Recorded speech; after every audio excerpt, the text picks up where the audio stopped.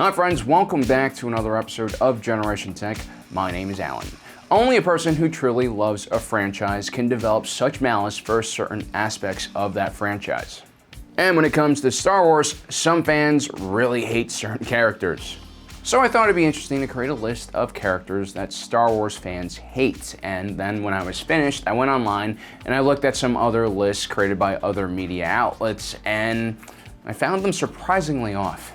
One list even had Lumpy on it, Chewbacca's illegitimate love child. And that kind of just reflects the sad truth about Star Wars today. If you want to talk about Star Wars and fandom, you're going to run into a lot of controversy, especially when you're talking about the sequel trilogy. Luckily, we aren't the most popular channel on YouTube, so we don't really fear public backlash yet, and you guys are pretty reasonable. Also, we believe that the best way to confront controversy and tough topics, like Chewbacca's love child Lumpy, is by talking about it. So let's talk about everything. The good, the bad, and the very ugly parts of Star Wars fans and our hate. I guess Ewoks aren't really a character, more of a race of barely sentient talking teddy bears, but the hatred for these guys is real, and it's quite understandable. The original Star Wars movie was kind of a weird indie film, which only George Lucas truly understood during production. The studios didn't get it, most of the actors didn't either. George Lucas, during the creation of Star Wars, was a true auteur. He had complete control over the entire project. Auteur films are always more unique because they usually involve less collaboration and have a lot more individual focus. This, in a way, makes a film feel more alive and raw. Tarantino, Wes Anderson, Hitchcock are names we associate to this term, and their films are very stylistic and very recognizable. The opposite of that would be someone like J.J. Abrams, who is great at collaborating. While Empire Strikes Back carried on the spirit of Star Wars and its indie roots, Lucas started relinquishing certain aspects of his control. By the time Return of the Jedi came around, Star Wars had become a huge budget blockbuster. Which isn't necessarily a bad thing, but when more money and more people are involved, certain assurances need to be made. And that's where we begin seeing the odd duality of George Lucas. On one side was this terrific creator who strived for artistic independence. On the other side was a man who clearly enjoyed making a profit. And that's kind of how the Ewoks were born. Lucas wanted a primitive tribe to take down a technologically superior emperor. It fit the theme of the rebellion that was central to the original Star Wars film and perhaps draws homage to the Vietnam War, a war that Lucas missed because of medical issues, and would later on be pretty critical of. But more importantly, originally the Ewoks were actually supposed to be Wookiees. And Endor was supposed to be the homeworld of the Wookiees, not Kashyyyk. But if any of you have ever seen a Wookiee fight, it's not exactly PG and would terrify children. Which is the opposite of what the studios wanted, so instead they put the Ewoks in there, and that pissed off a lot of people, and also made a lot of people want to eat Ewoks. Now, the Ewoks were one of the most hated things about Star Wars in the original trilogy, and Jar Binks was an evolution of that. Instead of just being a background race in one portion of the film, Jar Binks became one of the lead supporting characters in The Phantom Menace. And yes, he was basically a clown created to amuse children. And that's kind of the problem with auteurs and their films. When an individual becomes as talented and successful as George Lucas, they oftentimes don't really listen well to others and do strange things. That's why Lucas actually thought this. Jar Jar is a key to all this. Although that could also be a reference to the fact that Jar Binks is a Sith Lord and basically responsible for everything. If we get Jar Jar working, because he's a funnier character than we've ever had in any of the movies. Well, okay, maybe not, but the prequels were definitely aimed towards children, and it definitely pissed off a lot of fans, especially the older ones. But the thing is, a franchise like Star Wars does need to target kids if you want to survive long term. I always bring up the example of Harley-Davidson, a manufacturer whose customer base's average age is in their 50s or 60s and is suffering huge losses in sales every year now because their riders are too old to ride. Star Wars, after all, as much as it pains me to say this, is a business property owned by Disney, one of the most financially savvy companies in the history of man. They understand if they cater only to the original Star Wars fans, then Star Wars will die. Whether it was due to bad acting or bad writing or bad directing, young Anakin faced a lot of public backlash. Now, Lucas's strength has always been creation. When it comes to the more technical aspects of making a film, specifically directing actors, he was always average. There's no other way to explain the clunky lines in the film, and worse yet, a lot of the negative attention, when not directed at Jar Jar, was focused on the young actor Jake Lloyd. Sometimes people forget that actors are actors and they're not really responsible for the characters they portray, especially if they're a child. Jake Lloyd would retire from acting at the age of 12 after The Phantom Menace due to the amount of bullying he received in school, along with other forms of harassment. Jake Lloyd would later be diagnosed with schizophrenia in 2015. Now, I'm not saying that Star Wars fans are responsible for this, but it certainly didn't help that he was berated all throughout his childhood for being young Anakin Skywalker. Now, I'm not saying this was caused by the bad treatment he received as a child, but it certainly didn't help. A far more egregious performance, in my opinion, was Anakin Skywalker's portrayal by Hayden Christensen in Attack of the Clones. His interactions with Padme were basically unwatchable. The closer I get to you, the worse it gets. The thought of not being with you, I can't breathe.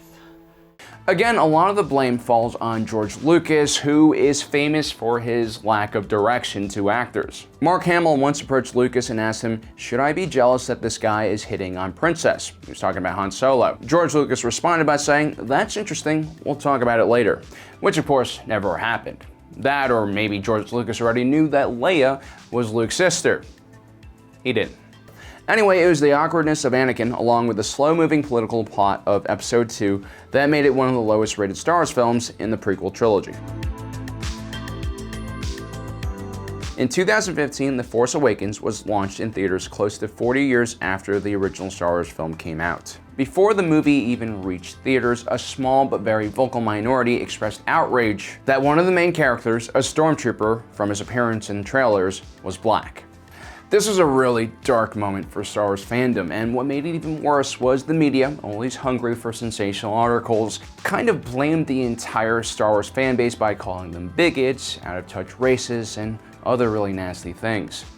But when The Force Awakens was released, most of this was thankfully forgotten. John Boyega's portrayal of Finn and his chemistry with Oscar Isaac's Poe Dameron was definitely one of the bright spots in the film, and Finn was established as a favorite in the sequel era.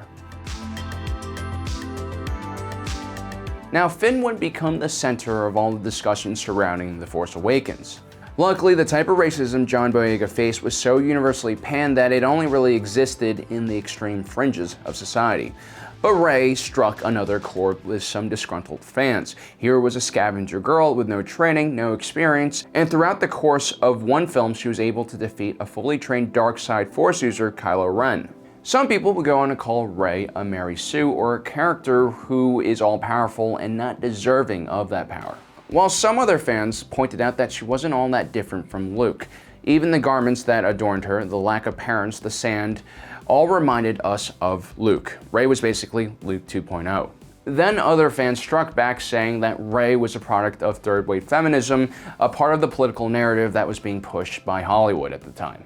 Then you had more fans who were happy to finally see a strong female lead take the reins of a Star Wars film. While Leia was the original strong female character in the franchise, she also had to wear a metal bikini while being chained to a giant slug thing. Rey didn't have to do that, which was definitely a sign of things going in the right direction. Again, we had a wide range of reasons why this character was panned. Some of them quite reasonable, others quite sexist and kind of stupid.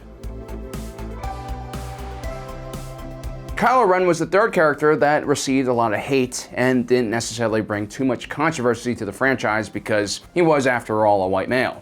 And we can hate on white men with a guilt-free conscience because, well, our arguments will be taken seriously and we won't immediately be accused of bigotry.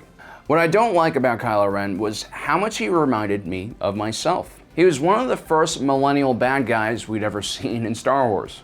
Here was Ben Solo, the Earth equivalent of being the son of Kate Middleton and Bradley Cooper, a kid who basically had everything fed to him with a silver spoon.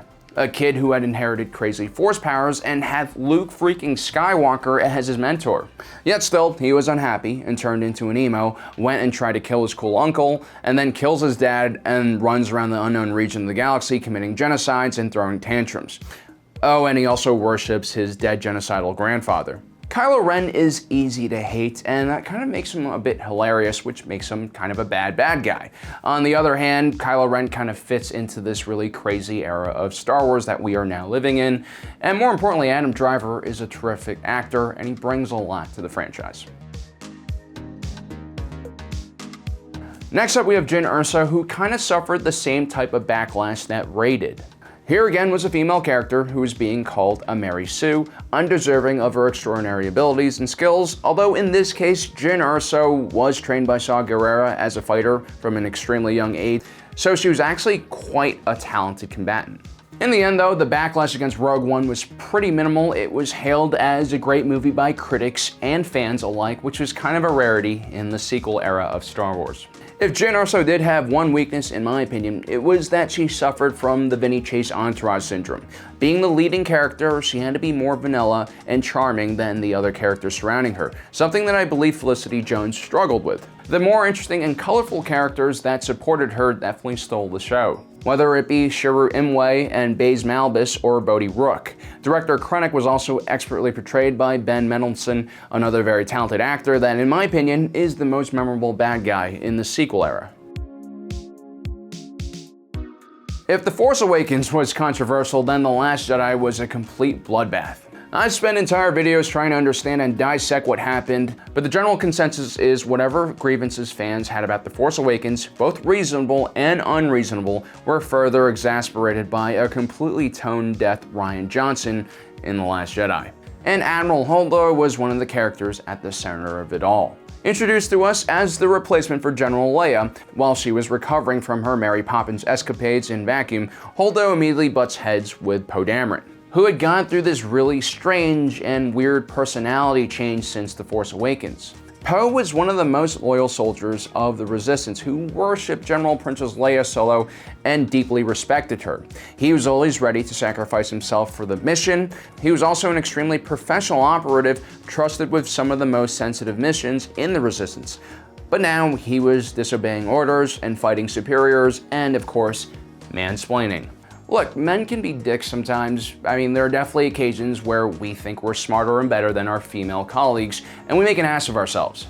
But Poe's dialogue with Holdo was so forced and awkward, and Holdo kind of comes off as a nagging high school teacher that we all had and hated growing up. The whole exchange just dumbed down Star Wars to a new low. Star Wars has always been a very progressive franchise, but when a director's political agenda and politics are so in your face and so blunt, it kind of ruins the immersion of a film. Some fans also pointed out why introduce a brand new character like Holdo when you have other capable officers like General It's a Trap Fishman Akbar, who they ended up just kind of unceremoniously blasting out into space. Feminism, in almost all of its iterations, is a positive thing. Societies that repress individuals based on race or gender or other things like that are generally pretty backwards, immoral, and have a lot of societal issues. But I believe feminism and the empowerment of women can be achieved without making men look like scumbags at every turn. And that's where The Last Jedi with characters like Admiral Holdo really missed the mark. Also, if you look at the demographics of Star Wars fans, you're just kind of being stupid when you do stuff like that. Rose Tico is last on our list, and another character that felt just randomly added on in The Last Jedi. I think all the fans were looking forward to Poe Dameron and Finn linking up again for a buddy adventure. The majority of Star Wars fans, again, the majority of Star Wars fans are male, and men like watching other men having fun with other men. But in all seriousness, this is a trilogy, and when you have a trilogy, you need to carry on a unified story arc with unified character development. Something Rian Johnson again neglected completely. While Poe Dameron turns into a mansplaining asshole, Finn once again is reset as a coward who wants to run away from the Resistance. It's as if the entire story arc that Finn went through in The Force Awakens never happened. You know, the one where he risked his life to save Rey by leading a mission to Starkiller Base. Rose Tico also had some of the most cringe-worthy lines in the series in the Canto Bight sequence. I understand that income inequality is a real problem, but can we be a little bit less obvious and more subtle with our line deliveries? This is just bad movie making, Rian Johnson. Also, Rose Tico uncomfortably reminded me more of a militant socialist who wants to kill landowners rather than someone trying to bring light to inequality. Now, unfortunately, Rose Tico did receive a crazy amount of hate online, so much so that Kelly Marie Tran, the actress portraying the character, was being harassed with racist and sexist messages, forcing her to retreat from Instagram. It was definitely another low note for Star Wars fandom, along with a low note for Star Wars films in general. After doing this video, I realized I didn't really want to make this video because controversy just makes everyone angry.